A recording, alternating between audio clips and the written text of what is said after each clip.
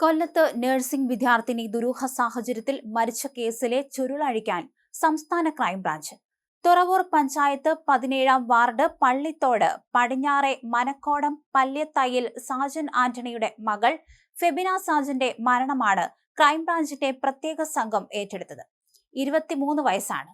കൊല്ലം Benziger nursing കോളേജിലെ വിദ്യാർത്ഥിനിയായിരുന്ന ഫെബിനയെ കഴിഞ്ഞ ജനുവരി 18-നാണ് മരിച്ച നിലയിൽ കണ്ടെത്തിയത്. പരീക്ഷയ്ക്കായി കൊട്ടിയത്തുള്ള ബന്ധുവിന്റെ വീട്ടിൽ താമസിച്ചു വരികയായിരുന്നു ഫെബിന.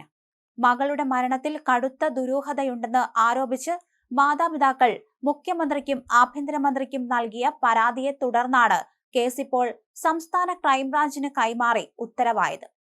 മഹാരാഷ്ട്ര സ്വദേശിയും നിലവിൽ കൊല്ലത്ത് സ്വർണ്ണക്കട നടത്തുകയും ചെയ്യുന്ന പ്രദീപ് എന്നയാളിൽ നിന്ന് ഫെബിനയ്ക്ക് നിരന്തരമായി പീഡനവും ഭീഷണിയും നേരിടേണ്ടി വന്നിരുന്നതായി ബന്ധുക്കൾ പരാതിയിൽ പറയുന്നു. ഇയാൾ മുൻപ് പലതവണ ഫെബിനയെ കൊലപ്പെടുത്താൻ ശ്രമിച്ചിരുന്നു. ഇയാളുടെ നിരന്തര ശല്യം സഹിക്കവയ്യാതെ പഠനം പോലും പാതി വഴിയിൽ ഉപേക്ഷിച്ചിരിക്കുകയായിരുന്നു ഫെബിന. പിന്നീട് പരീക്ഷ എഴുതാൻ വേണ്ടി മാത്രമായാണ് കൊല്ലത്തെത്തിയത്. ഈ സമയത്തായിരുന്നു മരണം സംഭവിച്ചത്. ആലപ്പുഴയിൽ നിന്ന് മാതാപിതാക്കൾ കൊല്ലത്ത് എത്തുന്നതിന് മുൻപ് തന്നെ അധികൃതർ തിടുക്കത്തിൽ പോസ്റ്റ്മോർട്ടവും മറ്റ് ഇൻക്വസ്റ്റ് നടപടികളും പൂർത്തിയാക്കിയിരുന്നു. ഇത് മരണത്തിലെ ദുരൂഹത ഇരട്ടിയാക്കി. ഇതിനു പുറമെ ഫെബിനയുടെ മൃതദേഹത്തിന്റെ വിവിധ ഭാഗങ്ങളിൽ മുട്ടുസൂചി കൊണ്ട് കുത്തിയ പാടുകൾ ഉണ്ടായിരുന്നതായും ചുണ്ടിൽ മുട്ടുസൂചി കുത്തിത്തറച്ച നിലയിലായിരുന്നുവെന്നും ബന്ധുക്കൾ ആരോപിക്കുന്നുണ്ട്. മകളുടെ മരണത്തിന് ഉത്തരവാദികളായവരെ കണ്ടെത്തണമെന്ന് ആവശ്യപ്പെട്ടുകൊണ്ട് മാതാപിതാക്കൾ കൊല്ലം സിറ്റി പോലീസ് കമ്മീഷണർക്ക് പരാതി നൽകിയിരുന്നു. തുടർന്ന് അന്വേഷണം ജില്ലാ ക്രൈം റെക്കോർഡ്സ് ബ്യൂറോയ്ക്ക് കൈമാറി. ഈ അന്വേഷണത്തിലാണ് ഫെബിനയുടെ മരണത്തിൽ വലിയ അസ്വാഭാവികതയുണ്ടെന്നും കൊട്ടിയം പോലീസിന്റെ ഭാഗത്തുനിന്ന് അന്വേഷണത്തിൽ ഗുരുതരമായ വീഴ്ച സംഭവിച്ചതായും കണ്ടെത്തിയത്. കേസ് അട്ടിമറിക്കാൻ ലോക്കൽ പോലീസ് ശ്രമിച്ചതായും റിപ്പോർട്ടിൽ സൂചനയുണ്ടായിരുന്നു.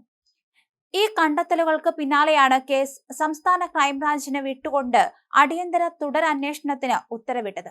എന്തായാലും ഈ മരണത്തിന് പിന്നിൽ വ്യക്തമായ ദുരൂഹതകൾ ഉണ്ടെന്ന് തന്നെയാണ് കുടുംബം പറഞ്ഞിരിക്കുന്നത്. അതുകൊണ്ട് തന്നെയാണ് ക്രൈംബ്രാഞ്ച് ഈ കേസ് ഏറ്റെടുത്തിരിക്കുന്നത്. ക്രൈംബ്രാഞ്ചിന്റെ പ്രത്യേക സംഘമാണ് കേസ് ഏറ്റെടുത്തിരിക്കുന്നത്. കഴിഞ്ഞ ജനുവരി 18-നാണ് ഈ 23-കാരിയെ മരിച്ച നിലയിൽ കണ്ടെത്തിയത്. അതേസമയം ഈ പ്രദീപ് എന്നയാളെ കേന്ദ്രീകരിച്ചും പോലീസ് അന്വേഷണം നടത്തുന്നുണ്ട്. കുടുംബം പറയുന്ന പ്രദീപ് എന്ന ആളെ കുറിച്ചാണ് കൂടുതൽ അന്വേഷണം നടത്തി വരുന്നത്. ഫെബിനയുടെ മരണവുമായി ഇയാൾക്ക് എന്തെങ്കിലും തരത്തിലുള്ള ബന്ധമുണ്ടോ എന്ന കാര്യവും പോലീസ് പരിശോധിച്ചു വന്നിരുന്നു.